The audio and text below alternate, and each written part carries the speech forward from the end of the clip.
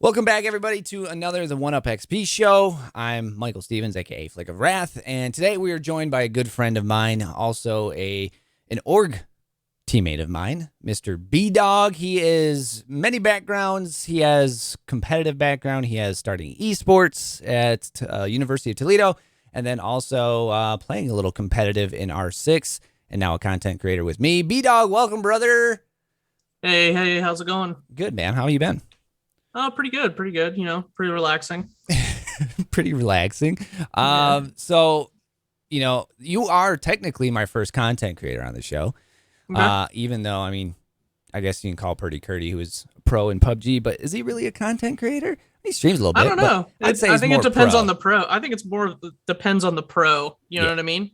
We'll say you're the content creator slash pro. He's a Okay. pro slash content creator. So welcome, brother. I appreciate you taking time out and joining us and giving us the insight on what you did, because it is some big steps, especially with now esports and video games kind of really ramping up the last few years and taking off. You were kind of ahead of the curve. You set up R6, Rainbow Six at Toledo. And just give us a little bit of background first on how that all started and your gaming experience and all that stuff, and then we'll take it from there. But so give us the background on Bdawg. So, background on me and like video games is like just like a lot of people, grew up playing games with family and friends and stuff like that. Right. First game I ever played was like, Gauntlet on the N64. It was the first game I ever remember playing with my uncle and my dad. And then, went through childhood playing Call of Duty, Halo, just like every other FPS kid, basically. I actually competed in COD when I was like 15, 16 years old. Xbox? On PlayStation. PlayStation. Okay. Yep. And then I kind of stopped at late high school because getting ready for college and stuff. Yep. And then kind of stopped playing competitive completely until about my junior year of college. I picked up Rainbow Six because one of my residents, I was an RA in college. One of my residents was like, "Hey, you should play this game." I was like, "Okay, this looks fun." And kind of dove into that full bore. Started playing, dabbling in the low tiers of Rainbow Six competitive. Got on a few teams, played in a few qualifiers, a few tournaments, stuff like that. And then got signed to Guidance, who I'm still with today for the first time, which I don't know if Flake even knows this. I don't think I do. No, I didn't know there was two times. There was two times. The first time was with Kasai, who you know, right? Who's also another content creator for Guidance, for those of you guys that don't know, and some other people that you guys don't know. But we were a team looking to make CL. That team didn't work out, which is what it is. Well, then after that, I was like, I still want to do this competitive thing. I'm like 22 years old, last year and a half or so of school. And then I heard that Toledo had an esports program, but they weren't in Rainbow. They were pretty much in like League, Overwatch, and like Hearthstone. I was like, hey, I went and talked to them, joined the meetings. They were like, holy cow, you have a lot of experience in competitive. And so I joined like their board of advisors or whatever of how to like build a brand in esports and stuff. Correct. And then I was like, hey, can I start a Rainbow Six team? And they're like, absolutely. So yes. I just made like, I didn't know anybody at Toledo that played Rainbow other than me. I was like, hey, who wants to play? And sure enough, we were able to make two teams right off the rip. Oh, that's nice. We had and then tryouts, we did the whole tryout process with an A team and a B team. And so like when you have two different teams, one is challenger, one is, or is there, what were the tiers on it? Just varsity, junior varsity, or was it based on game? It was, so with Rainbow, we had like a gold and blue team, and our blue team was the top team and our gold team was the lower team. Got you. And then we'll talk about later how Rainbow Six Collegiate is run. Right. But basically one's playing in an upper league and one's playing in a lower league. Right. And I coached them as well as I competed a little bit when they needed me, just because I was still enrolled. And then I actually competed on land with that team at a tournament hosted by Purdue. It was hosted by Purdue in Indianapolis as my last event as a student. Okay. And then how'd you do? We got second place. Oh, But I was bummer. I was the MVP for the tournament though. That a boy. So it was a good time. Who It was a won? good experience. Oh, Purdue's yes. a Purdue's gold team. Gosh Yeah. darn Boilermakers. Yeah, yeah. They were a good team though. And then once that was over, I coached for a little bit more for Toledo. And then uh, actually Dauntless, who's another content creator on guidance, him and I, got on a team together, and Hmm. then we made our own little competitive run and Right. ended up making it to Challenger League at under Guidance Gaming.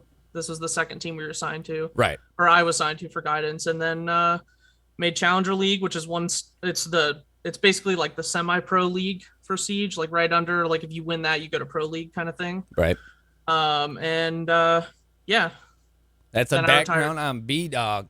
Huge background. Look at that. Competitive. You know what I'm really finding though is when anybody with a background in esports or competitive gaming, when they offer their services up or say, I would like to put this title or start an esports program in general, the colleges are very quick to say yes, because it is getting to the point where it's tougher to find someone who knows what they're doing setting up the programs. And I've seen on both sides where you have somebody like at Northwood, where you have Evolve, who used to be the owner of Fable, was competitive in Gears, and now he's running a top tier esports program in the country, because he has, I really think it's because he has that marketing and also brand background in competitive gaming. Whereas some of the newer ones coming up, it's the interests and they have good intentions. It's just they don't have that background in esports like you said you do. And of course, Toledo right away said, yeah, do it. But R6 has become very popular in esports in general. You see them everywhere now. And give me a year on this. When did you start the esports program for R6 at Toledo? It would have been I think the first meeting I had about getting it started would have been like fall of 2018. Okay, so about 3 years ago. Yep, yeah. And then within and then I think we played on LAN in February of 2019. Got you. Yeah. Okay. And then I graduated in May. Nice. Okay, so we went through that and the setup of R6 essentially and how that got started. But you said you were sitting on the board for the esports club. Now we haven't dove into that too much when it comes to people on boards or advisories or anything like that. Give me a brief glimpse into that for people who might be starting programs or might be interested in being a board for esports rather than obviously playing it, because there's more than just playing the game to esports or video games in general. But what did the board look like when you were sitting on it? A lot of times it was a lot of discussions of how are we going to build the program as far as membership. So that's going to be a lot of what people are running into, is trying to build membership, and not just with games that they're already involved in, but other games as well. So it's like, hey, this game, is a popular game. We want to see if we can get more people involved because maybe there's a bunch of people playing it. What kind of events are we going to be looking at to do? So like we did different events while I was there. We had like a couple different tournaments based around different games and stuff like that. And then our kind of bad timing now because of what Blizzard's going through, but at the time, this was 3 years ago, not mind you, 3 years ago, our club, because we were a UT affiliated club or affiliated club, sorry, or whatever, we were sort of sponsored by like Blizzard, so they would send us stuff and like help us put on events. So they were helping out essentially in the first few steps of esports in general. Yeah. Yep. And they were still doing that when I left school. And I wasn't a part of the club anymore because I graduated. But yeah, they kind of, would send us like merch packages and stuff like that. And we'd do like giveaways during our events. Oh, that's cool. Yeah. So who would sit on the board? Would like the president show up, or would there be directors? So you had like we had a board just like any organization and like any college, pretty much like maybe a fraternity org or, club sports org or anything. So we had like a president, a vice president. We had, a director of like a content director. And then we had all of the heads of each game. So I was the head of Rainbow Six. Got you. And then, head of League of Legends was there, blah, blah, blah, blah, blah, so on. Right. Okay. That sounds about what I was expecting. I just didn't know Mhm. how that would all break down with Right. esports. But give me some achievements from your time at the University of Toledo. Like you said, you did coach, you did take second at the Purdue event that you guys played there. But what else did you accomplish, whether it would be setting up the program, playing in the program, or coaching in the program? What achievements did you have while you were there? I think my biggest achievement, to be honest, Hmm. was just taking a bunch of kids that were not good at Rainbow Six at all, to be honest, And making a great team. and making a good team out Yeah. of them. I mean, within a few months, I took them from which like ranked and competitive is like kind of like a rank doesn't matter in competitive, but at the same time, it does indicate your individual skill level. Right. And they were all like silvers, bronzes, right? Like Right. I don't think any of them are even gold in the game. And to give everybody kind of a background, if you haven't played R6, bronze is the lowest, correct? Copper's lowest. Copper, we always Yeah. call it paper or something like Yeah. that. Yeah, Dirt copper's level. the lowest. And then you have, what, diamond at the top? I know there's some that have diamond. Now there's champ, but yeah, diamond. okay.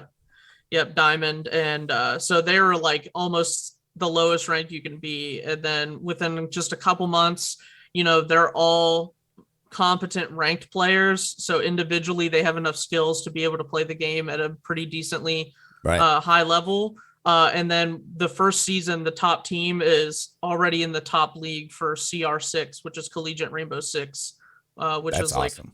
it was the biggest collegiate league for Rainbow at the time. That's amazing. That is a huge achievement. I mean, you start from the dirt and essentially just build, the Taj Mahal, if you will, from the ground up. In what, a year? It was a few months. A few months? Yes. That's amazing. And a lot Yeah. of people might like, well, that's not a huge achievement. That's huge when you're starting something. Think about starting a team that has really no idea what's happening, whether it's a traditional sport or an esport, whatever it is. Just imagine starting with a team and not having anything, but then building them up to, being one of the best. I mean, that is hats off. That's not easy. All right, so we're gonna get into the meat portion here with some questions. With esports becoming more high school, college organized, as we're seeing happening right now across the United States, do you see a governing body under the NCAA umbrella anytime soon? I know this is kind of a big concern because it's still the wild, wild west when it comes to basically esports in college or high school level. There's not much going on unless you're in one of the divisions or I guess we can call them a conference, but there's rules there. But if you're just kind of like a club team going around, there's not many rules. So do you see a governing body under NCAA anytime soon?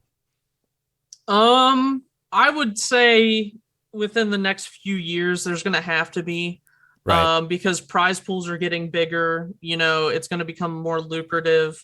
And we all know how, NCAA likes to make money, universities like to make money and stuff like that. So I think it's just going to it's going to be inevitable. And I think it's a good thing. I really do. As much as it's a joke that people like to make money off of college sports or esports or whatever, it really does need to happen because there's just no real regulation except for like the individual leagues themselves, like CR6, what I was talking about with Rainbow. Right. They're actually affiliated with Face It now. I don't know if you know. Yes. Yeah. I've seen that. I've seen many of them doing that. I think Northwood. Yeah, they have they have really big prize pools, like $100,000. Yeah.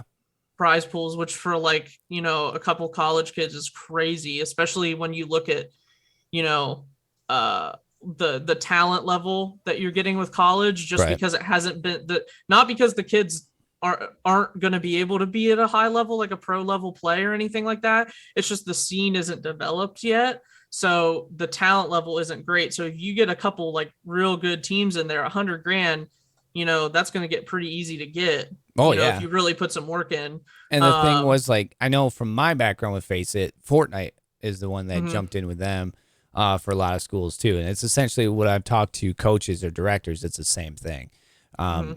The prize pools are getting out of hand or just too large to not have the NCAA say we want a part of that. How and when it'll take over, I'm not certain either. But I was just wondering from your personal background and setting up a program if there was any talks or anything anytime soon. I think it's just a matter of time as well. I think it is a matter of time, but I do think as well that more schools are going to have actual affiliate like actual varsity programs instead of just clubs. Correct. And that will change with time, I think, too. Yeah, that'll change. But once, the vast majority of schools have actual varsity programs, they're going to have a governing body. Yeah, they're going to have a governing body. They're going to have conferences or, I mean, well, with esports, it's different because some schools go and play like UCLA and they're like, Ferris State, a very tiny school, or like Toledo, where obviously UCLA is a monster school compared to Toledo. But the esports side of things is not exactly much different. You could be playing kids, the same or just below your skill level and be at Toledo where they're at a bigger school. So it's much different in esports compared to a traditional sport where they have a governing body, but they also have rules on recruiting and everything like that. What does the new program look like? Essentially, what I'm asking is, like, was there perks that you set up for the kids, or did you guys at the time have scholarships for esports or anything like that? At the time, we did not have scholarships. Okay. So until you get an actual varsity program set up with a school, you're probably not going to have scholarships. Right. The good part about it is it's a real easy way for people to get their feet wet in competitive esports, right. Without just getting thrown to the wolves. You're probably going to come in and they're going to have a set practice schedule. It's a really good way to branch out if you're somebody that isn't very social in school. Right. And I always told people this all the time outside of esports, because I was an RA, is like, you guys need to branch out. You need to meet people. You need to be social and stuff like that in college. And an esports club or a program, or whatever you want to call it, is a really good way to do that and just reach out and meet people. Yeah. And I think that's a part of it that is not talked about enough. And I met a bunch of people that if it wasn't for the esports club, they probably would have just sat in their room and never talked to anybody for 4 years. No, and that's another thing that I've hit on with every university that I've talked to, even a high school coach that I'm going to be podcasting on Monday. He said the same thing. Yes, it's maybe a smaller circle of social, but it is social, especially in the last year, normal in what was not normal at all for us in the last year. You are meeting your friends or talking to your friends over Discord. There is so much bigger social aspect that people do not realize comes with gaming, especially online gaming, that isn't negative. In fact, some of the closest people in my life are people that I game with and have in my organization, like Bdawg, like Clam, or Burr. Some of these people that I have been playing video games for years with are some of the closest people that I have in my life that are video game related. So it is a huge social aspect and a social thing, which is pretty cool. Jumping into content creation now, you are a huge brand guy. You are a content creator for guidance. How does this differ from esports, or can it go hand in hand? I know a lot of people pro and creating content, maybe like we said at the beginning of the show, isn't the same thing. But what do you see in your eyes? Can it go hand in hand? Is it the same as content creation? So I'm going to bring out a quote from Hector Rodriguez, or Optic Hex from Optic Gaming. And that quote is, "Content is king." Yeah. And I don't care if you're an esports hardcore. I mean, I literally was a semi-professional Rainbow Six player, and I know content is king.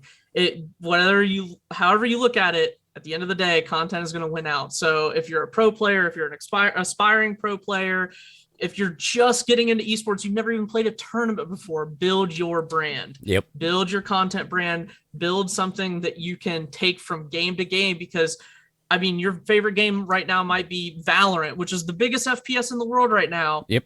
Sometime that's going to be dead. There's going to be a new game that you're going to be playing, and you're going to have to move on. And the way you do that is your brand. And I think esports and content has to be hand in hand. It just has to be. You can't be a pro player without, or as successful as a pro as you could be, without building your brand with content. And I will back that up 150%. When you look at some of these king content creators like Tim the Tat Man or Nick Merckx or Dr. Lupo, they played Fortnite and grew their brand when Fortnite was exploding. And now none of them play Fortnite. You know why? Because they have a brand and they can expand where they want to go with different games. Lupo went to Escape from Tarkov. Tim and Nick Merckx went to Warzone. There's different things when you build your brand. You're allowed to do a little more moving around than just saying I'm stuck on this game and you can't really do much. So yeah, brand is key. If you kind of want to make content, grow the brand, and then content will always be there for the taking, but get that brand out there. You're 150%. I like the quote, by the way. Hex always seems like a good dude. What do you like more, the coaching side or playing side? I like the playing side more. I feel like I'm a decent enough coach. Like I can tell people how to play the game of Rainbow Six at a high level, but I don't think I have the personality to be a good coach. I don't like Dauntless, he's a phenomenal coach, which is funny. I played with him. Yeah. He was our IG in-game leader, and stuff like that. But he's a phenomenal coach. Currently coaches in Challenger League for Rainbow Six. But he has the personality for it. He was also a good player too. I'm not saying he wasn't a good player. Right. But I don't have the personality to be a coach, so I enjoy playing more. I can say firsthand from playing Fortnite or playing traditional sports like hockey, football, baseball, whatever it is, you tell me to do something, I'm going to do it. But when it comes to coaching, I am worthless when it comes to coaching. I just do not have the patience or the wherewithal to be a coach. So hats off to all the coaches that had to deal with me as a kid. But I am that person where you're like, you just guide me, just tell me where to go and I'll do it.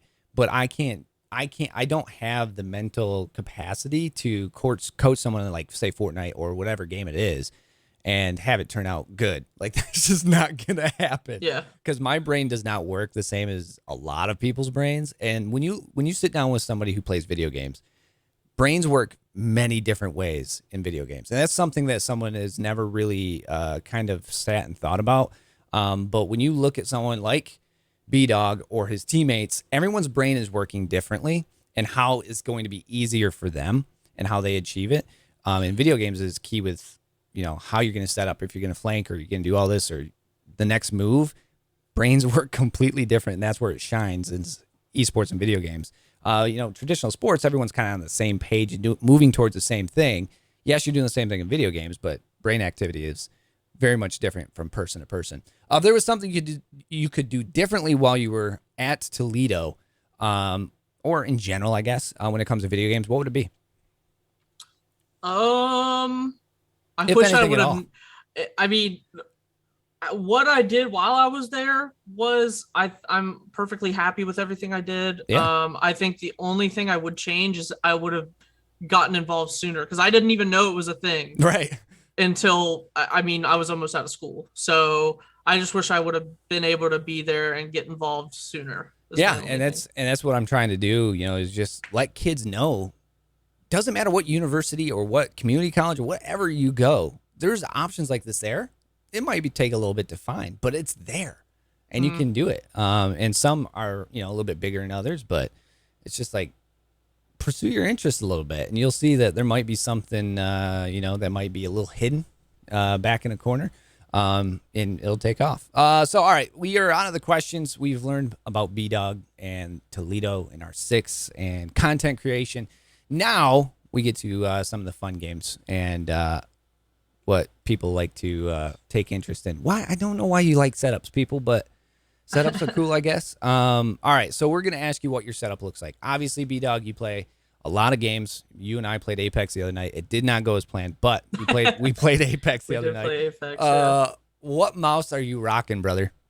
So I just want to preface, before I say any of my setup, okay? Yeah. I want to preface that I am an FPS player, competitive FPS player at heart. Yeah. So everything I have is based on playing FPS games at the highest level possible. So I just want to say that. So this looks different from like a league set of player or whatever. So the mouse I currently use is the Logitech G Pro Wireless Shroud Edition. Oh, the Shroudy Edition. Yeah. I love this mouse. That is a good mouse. I will say I think Logitech is kind of the mouse king for the most part. I mean, there's a lot of I just can't not use Logitech. No. I'm like, and like I show every time I say this, I have the G502 Lightspeed wireless. It's nice. I use that. I actually use that mouse to make CL. Oh, really? 502 Lightspeed. Yeah, I love the Lightspeed. I just like that thumb button. I just like Yep. the thumb button. That's nice. What do you use for keyboard? So I have 2 keyboards actually. I think and I think the last time I talked to you, you were taking one apart and putting new keys on it. Yeah, so I have a problem with keyboards. So I'll show you the first one. Both of these are custom. So I use custom keyboards. Okay. Right. So this one is, And I think custom's out of Detroit, aren't they? no, I use like as in these are custom you keyboards build specifically. custom. Yeah. So this is a custom keyboard made by the company called Drop. And it is dirty because I haven't used it in about a week. But look at that. That's pretty. so this is a 65% keyboard from Drop. It's their Alt edition. Right. It's fully programmable. It has it's a hot swappable keyboard, so you can take the switches underneath the caps Correct. on and off. And you have cherry, don't you? I actually have novelty creams that I took apart and lubed. So I have some right so here. when he says custom, he means custom. mean, yeah, so these are novelty cream switches. Okay. And then I also have, these are the original keys that were in it that come with it. These are speed silvers, KWA speed silvers. So explain to everyone what that changes and whether it's a big deal. Yeah. So basically you just have different switches depending on what style you like. You have like linear, tactical, clicky, whatever you like. Or tactile, I should say. A lot of people are like, ooh, clicky, click, click, click, click, click. Yeah. Whenever you hear somebody playing that game, that's Chuck. If I haven't referenced Chuck in any of these podcasts yet, but Chuck was a Fortnite teammate of mine, and you could hear him no matter where he was, click, click, click, click in his microphone. I was like, Chuck, come on, dude, pull your microphone away from your keyboard. Yeah. So, and then it also depends on like pressure that you push down to actually activate. So these are the Halo or the novelty creams, I think, are 65 grams. Okay. But then they're lubed, so it's a little bit less than that. Right. But Lesser amount of pressure to get what you're looking for. Yeah. So, and then this is a custom keyboard I just had made by my friend Julie. She made it for me. It's an anodized aluminum base. Is that a 60%er? It's a 60%. Yep.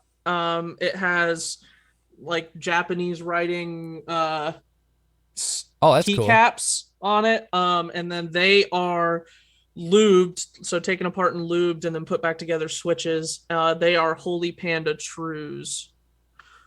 You lost me at it's okay. If you guys are interested, you can look them up. That's one thing I've never well, one, because I'm a controller kid. I play Fortnite controller. See, this is my keyboard. See? Woo! It's pretty. But the thing is, like, I use mouse and keyboard on a lot of other games. I just use the Logitech G Pro, and I haven't touched it, but I think you can change them. Sure. I believe the Pro X it has hot swappable keys. Pro as X well. does. The G Pro does not, but mine is 62. Yeah. So it's small. I like the small conformity of the keyboard. So when he says 60%, it's missing that 40%, which is like the number keypad on the side and all those extra buttons. Yeah. We don't need those as gamers. Come on. When was the last time you were plugging numbers in to defuse a bomb? 4, 5, 6, 8, 2, 9. At work. Exactly. Excuse me. PC specs. Or no, I'm sorry. What monitor are you using? So You're an use FPS guy, so you got to use something high. So this is an Acer XF250Q 240 hertz monitor. Okay. And then my secondary monitor 1080p. It's 1080p. Yep. And then my other one is 1080p as well. It is an Asus VG248QE, nice. Which is like kind of the Asus.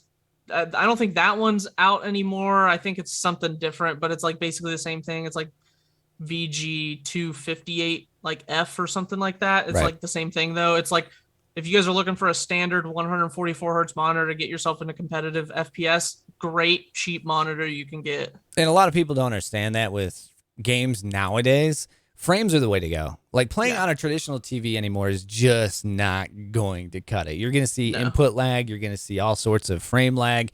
So when we talk about all sorts of stuff on that TV, when we're talking about monitors, gaming monitors, Like I started back before I started streaming video games. Actually, I got a monitor to play on my Xbox, which changed my world.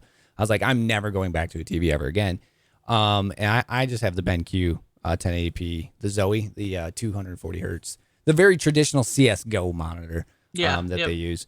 But I mean, when you get the frames, your world opens up. It's no lag, smooth. Ugh.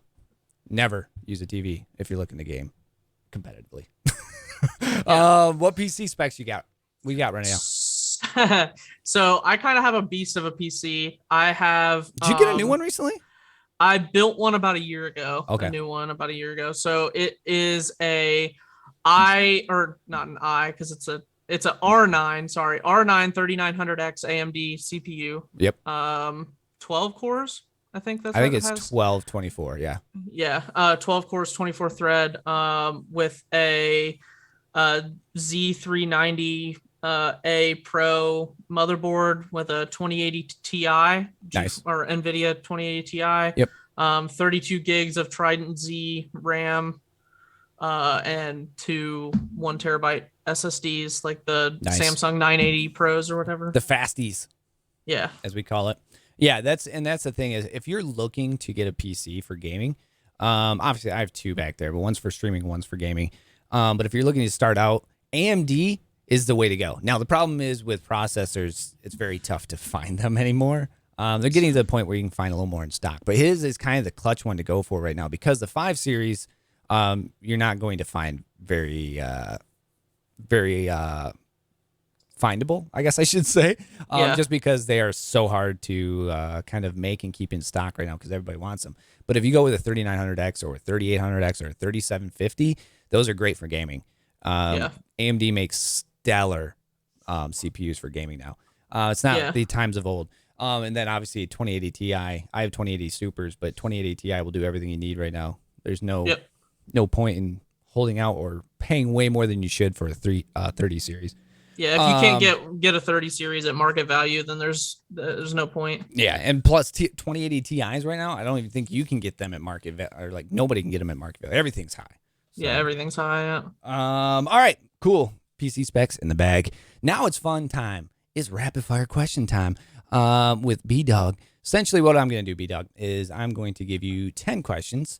You give me an answer off the top of your head.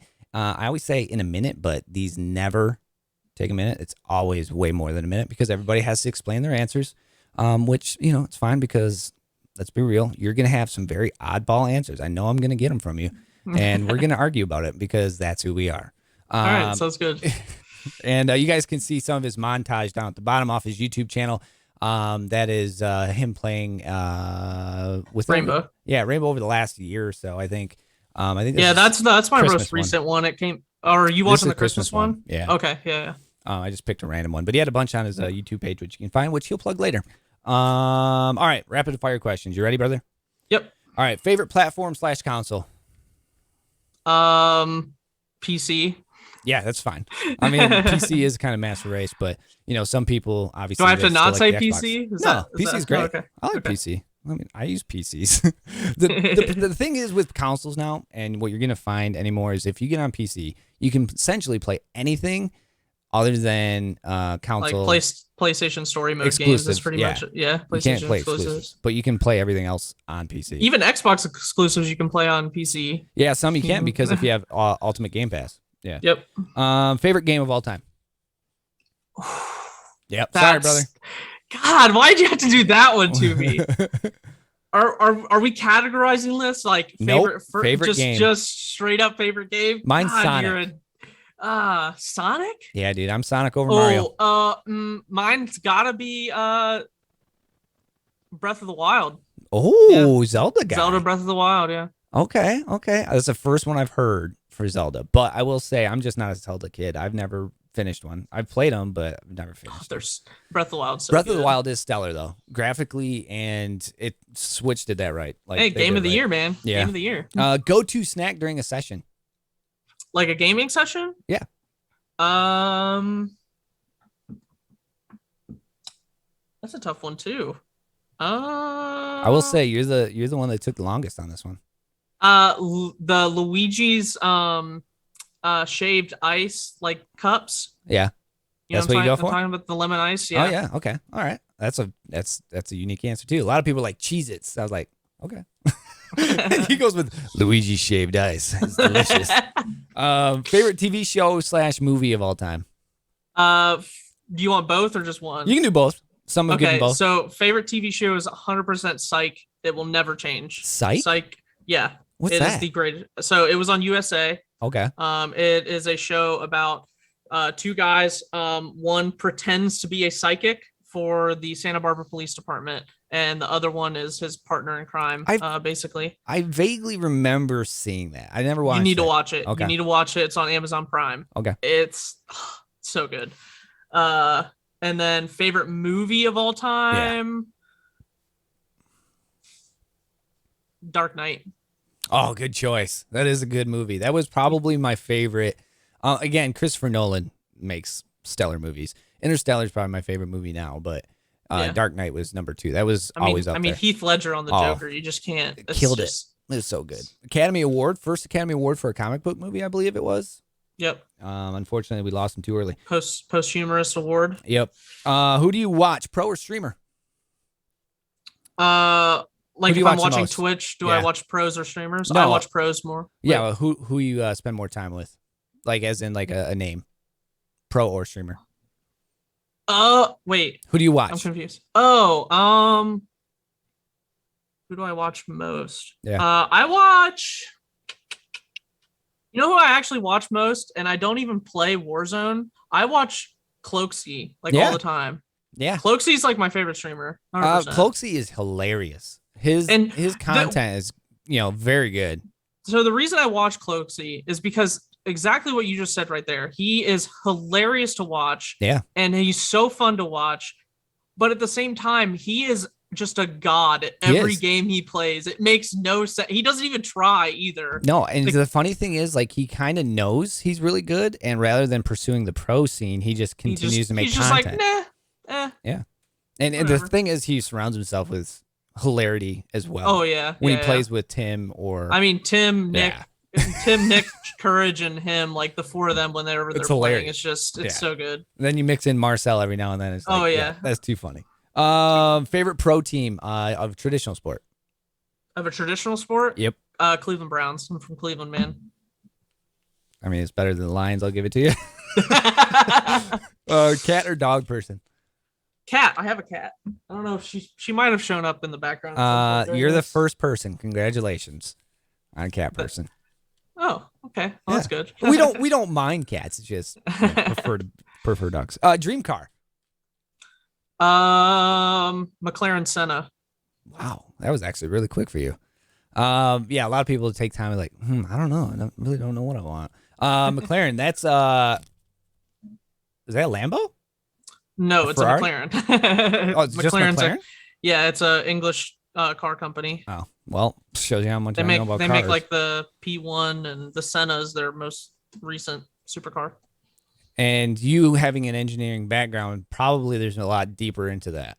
Yeah, the reason I like it is quite in depth. But yeah. Number 9. Okay, this is one out of left field. You ready? Would you rather be attacked by one horse-sized duck or 100 duck-sized horses?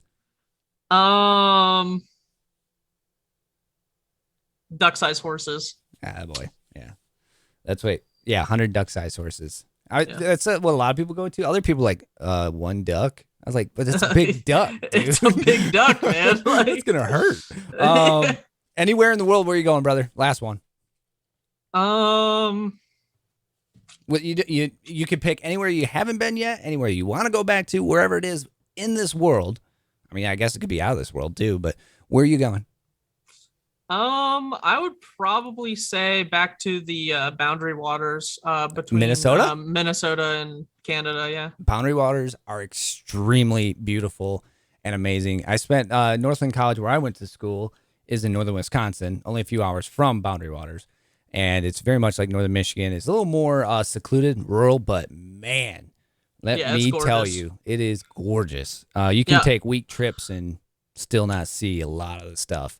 Yeah, I was up there for 10 days, maybe 10 years ago, and it was amazing. Backpacking, canoeing? Canoeing. Yeah. Canoeing. Yeah. A lot of people take those canoe trips, go around the lakes and whatnot. And yeah, when they say the Arrowhead of Minnesota and the Boundary Waters, that is something to look into. Great choice. I like that one. You're really good at that. So yeah, that's our guest today, Bdawg, aka B, aka Brendan. I said I wouldn't call him that, but I'm going to call him that because that's his name. But no one calls him that. Thank you, brother, for stopping in and talking with us about our six, the collegiate, the content side, everything under the sun. Thank you again, man. I really do appreciate it. You're the best around. Yeah. No problem, man. Thanks for having me. It was a good time. And thank you, everybody, for tuning in for the One Up XP show. Appreciate it. You can find us on View It on the 9 and 10 news section. You can also find it on Spotify as well as Apple Podcasts and also on SoundCloud. So whichever way you fancy receiving this, just subscribe. Look for it. Appreciate it. Thanks, Bdawg. Appreciate it again. We'll have you on sometime again. Yeah, for sure. I'm looking forward to it.